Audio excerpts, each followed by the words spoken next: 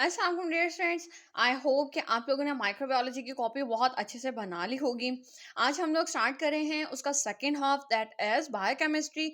आप लोग जैसे कि जानते हो फार्मेसी टेक्नीशियन फर्स्ट ईयर में आप लोग एक कॉपी बनाते हो माइक्रोबायोलॉजी और बायोकेमिस्ट्री की, ठीक है। जिसके अंदर आप लोग माइक्रोबायोलॉजी के आप लोग प्रैक्टिकल्स लिखते हो, उसी में ही बायोकेमिस्ट्री का भी आप लोग प्रैक्टिकल्स लिखोगे, राइट।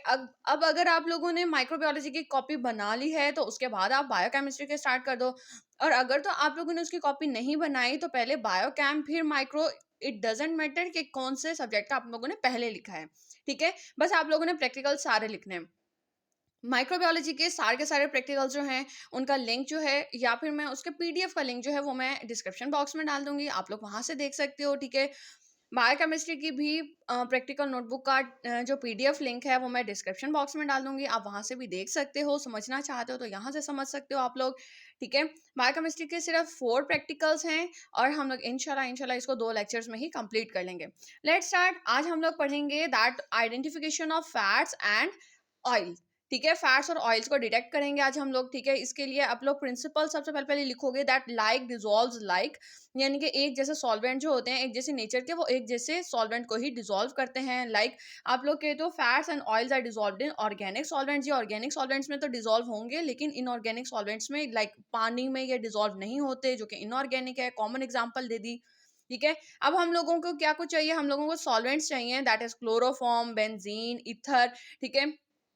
अब और हम लोगों के पास एक जो होगा वो हमारे पास सैंपल होगा, ठीक हो गया। They can not dissolve in organic solvents. ये सारे सारे जो सॉल्वेंट्स हैं ये आपके ऑर्गेनिक सॉल्वेंट्स में हल नहीं होते, ठीक हो गया। अब आगे चलते हैं। प्रोसीजर क्या होगा हमारे पास, हम लोग कहते हैं take given amount of fats in 3 different test tubes. यानी कि फैट्स आप लोगों ने कोई सा भी ऑयल ले लिया, ठीक है, एज अ सैंपल, और आप लोगों ने उसको 3 टेस्ट ट्यूब्स में डाल दिया। Add chloroform, benzene and ether in test tubes number 1, 2 and 3 respectively. यानी कि आप लोगों ने जो 3 टेस्ट ट्यूब्स ली थी उसको 1, 2, 3 का नाम दिया, फिर तीनों के अंदर आप लोगों ने एक में क्लोरोफॉर्म, एक में बेंजीन और एक में ईथर डाला, ठीक है। अब सॉल्युबिलिटी को अब आप लोग मेजर करोगे, ठीक है।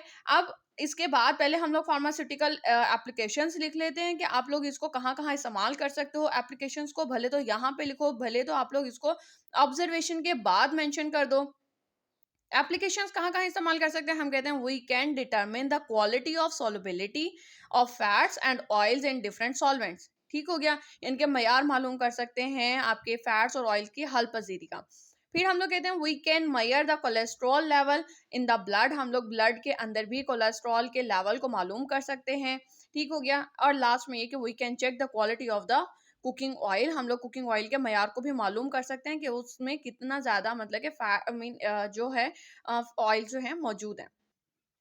फिर हम लोग रिजल्ट्स लिख लेते हैं। रिजल्ट्स में हम कहते हैं that fats are completely soluble in chloroform. के क्लोरोफॉर्म में तो मुकम्मल तौर पर हल हो गए, ठीक है, लेकिन पार्शली सोलुबल इन बेंजीन, लेकिन थोड़ा बहुत हल हुए वो, मतलब पार्शली मीन आधे आधे हल हो गए बेंजीन के अंदर, and slightly soluble in ether, और ईथर के अंदर बहुत कम ये हल हो सके, ठीक हो गया। ये हमारा रिजल्ट आ गया और इसी रिजल्ट को आप लोग पेंसिल के साथ वाइट पेज पे इसके ऑपोजिट साइड पे, इसके मुखालिफ सिमत में जो आपका जो वाइट पेपर है यानी कि इसके सामने आप उधर इसका रिजल्ट जो है पेंसिल के साथ लिखोगे। यहाँ पर हमारा एक्सपेरिमेंट नंबर 1 जो है वो कंप्लीट हो जाता है बायोकेमिस्ट्री का, राइट। अब हम लोग इसके बाद अपना एक्सपेरिमेंट नंबर 9 स्टार्ट करते हैं that determine the carbohydrate from the given sample.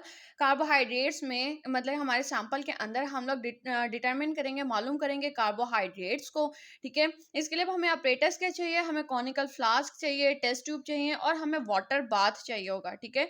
तो आप लोगों ने यहाँ पर अपरेटस लिखा है तो इसकी बिल्कुल ऑपोजिट साइड पे वाइट पेज पे आप लोग अपरेटस बना दोगे, बिल्कुल इस तरह से।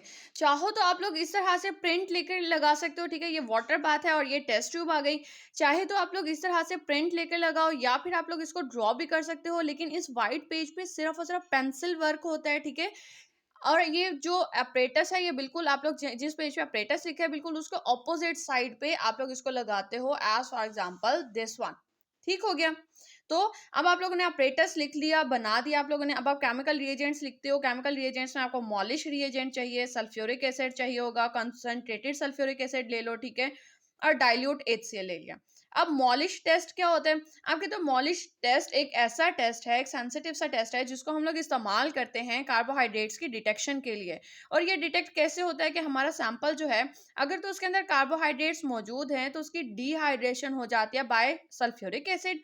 और सल्फ्यूरिक एसिड के साथ डिहाइड्रेशन होने के बाद वो क्या पैदा करता है, वो फर्फ्यूरेट डेरिवेटिव्स पैदा कर देता है, ठीक है। और ये these compounds condense with the Molisch reagent to form violet coloured product, यानी कि पर्पल कलर का एक रंग जो है वो पैदा कर देते हैं।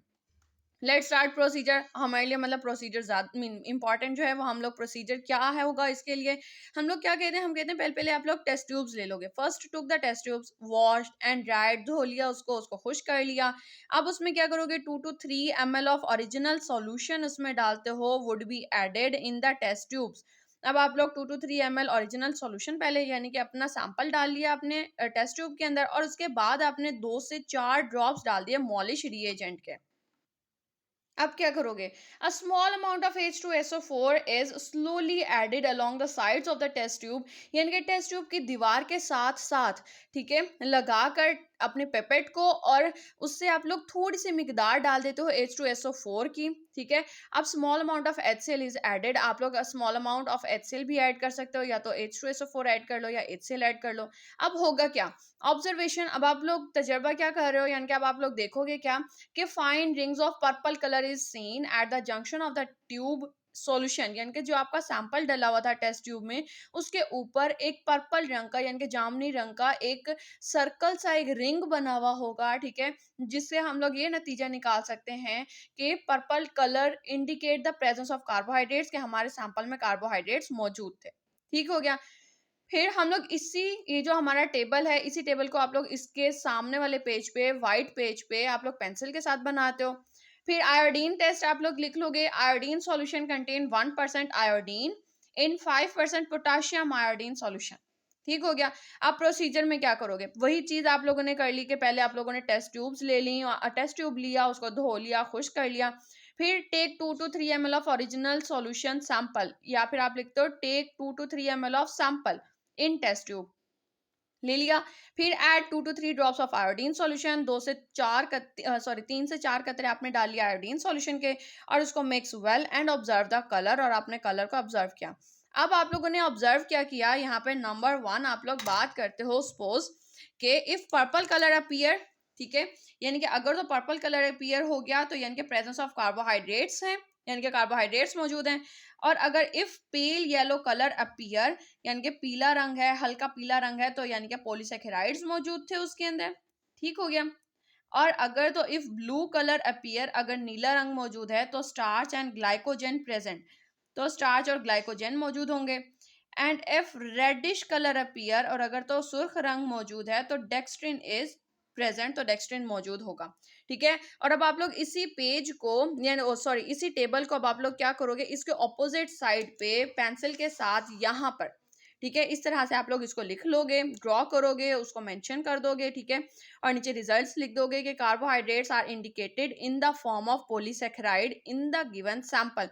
ठीक है, यानी कि हमारे सैंपल में क्या था, हमारे सैंपल में पॉलीसैकेराइड्स मौजूद थे, यानी कि उसके अंदर कौन सा कलर मौजूद था, वो पेल येलो अपीयर होने लगा।